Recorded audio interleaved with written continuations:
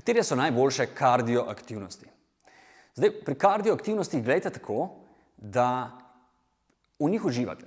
Kardioaktivnosti niso tiste vaje, ki jih delamo v telovadnici ali s trenerjem, kjer želimo odpraviti kakšno poškodbo ali pa izboljšati telesno sestavo, držo, izboljšati gibanje. Tisto so predvsem vaje za mobilnost ali moč.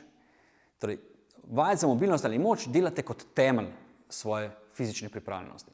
Medtem kot vadbe, ki so kardiovadbe, delajte predvsem za vaše kardiovaskularno zdravje. In sicer vadbe in vaje, ki so najbolj primerne za kardio, so sledeče. Priporočil bi vam navadno hojo. Torej, hoja mora biti vaš vsak dan in sicer vsaj 30 minut sproščene hoje. Torej, to ni naporna hoja, pač pa sproščena hoja, sicer hitra, ampak ne takšna hoja, ki bi vas utrujala. To vaše telo potrebuje. Potem druga stvar. Vaše telo potrebuje tudi občasno intervalno vadbo. Torej, dajte v svoj režim tudi vadbe, kot so recimo, oziroma aktivnosti, kot so recimo hitrejši tek. Torej, ne samo jogging, pač pa tudi malce hitrejši intervalni tek.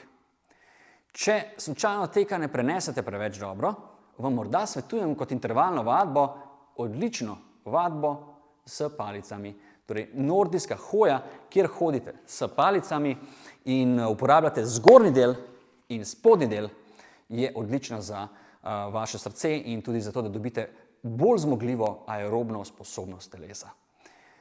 Naslednje vadbe so tudi zelo odlične in sicer razni smučarski tek, vadbe, kjer se bodisi plava, vesla, kjer se bodisi teče. Vsaka pohodništvo, gorništvo, vse te vadbe so seveda odlične kot kardiovadbe. Ampak ne pozabiti, vsak dan morate imeti vsaj 30 minut.